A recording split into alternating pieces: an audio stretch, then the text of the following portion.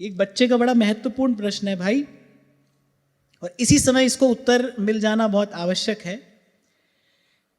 आप कह रहे हैं कि कुछ समय से एक लड़की में मेरी आसक्ति हो गई है, साथ में नाम जप और सत्संग भी हो रहा है, और सत्संग सुनते सुनते असार संसार के बारे में पता भी चल रहा है, परंतु उस लड़की से आसक्ति कम भी नहीं हो रही और उसके कारण मेरा चिंतन भी खराब हो रहा है।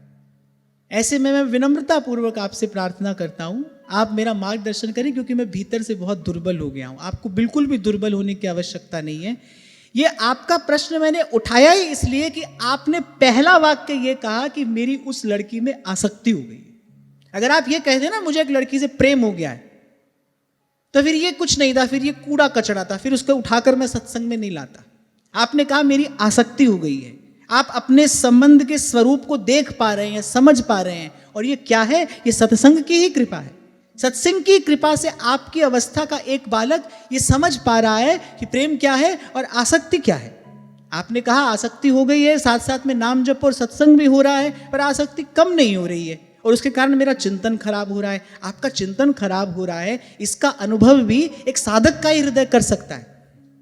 और आपने कहा कि मैं भीतर से दुर्बल हो गया हूं। बिल्कुल भी दुर्बल होने की आवश्यकता नहीं है बेटा, बिल्कुल सही पकड़े हो, इसलिए तुम्हारा प्रश्न मैंने यहां से उठाया। बिल्कुल भी दुर्बल होने की आवश्यकता नहीं है। सदा अपने मन में एक विचार रखना कि जो तुमको यहां तक ले आया है वो तुमको बीच में छोड़ेगा नहीं। अगर प्रभु चाहते ना कि तुम उसी ओर आगे बढ़ो, तो ना तो मैं तुम्हारा प्रश्न उठाता और न यहाँ इस बारे में चर्चा होती, और ना मेरे माध्यम से तुम तक प्रभु का कोई उत्तर पहुंचता। मैं नहीं दे रहा हूं तुमको ये उत्तर।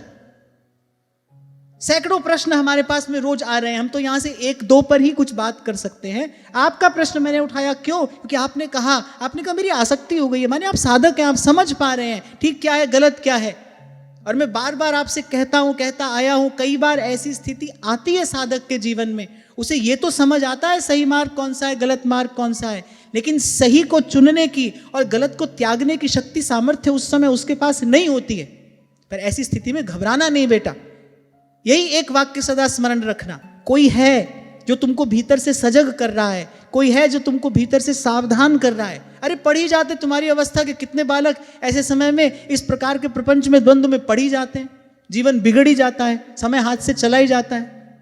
प्रभु तो तुम्हारी संभाल कर ही रहे हैं, प्रभु की तुम पर कृपा दृष्टि है, जो तुमको ऐसे समय में ये सब समझ आ रहा है। साथ साथ में संबंध भी है, और आप साथ साथ में उसके जो दुष्परिणाम हैं, जो दुष्प्रभाव हैं, वो भी आप देख रहे हो, अनुभव कर रहे हो। बिल्कुल थकना नहीं, बिल्कुल हारना नहीं, बिल्कुल निराश नहीं होना।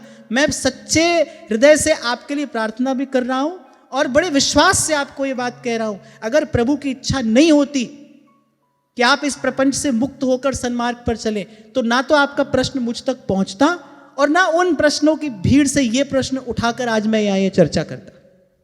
आप बिल्कुल भी निराश ना होना, थोड़ा सा और नाम जप बढ़ाओ, और जब परिस्थिति हमारे नियंत्रण में बिल्कुल भी ना रहे, जब आपको लगे भाई मैं समझ रहा हूं पर कुछ कर नहीं पा रहा हूं, तो ऐसे समय में दोनों हाथ उठाकर कृष्ण गोविंद गोविंद गोपाल नंदलाल, कृष्ण गोविंद गोविंद हे गोपाल नंदलाल, मैं सन्मार्ग पर चलूं, बस अपने भीतर से इस भाव का अभाव नहीं होने देना।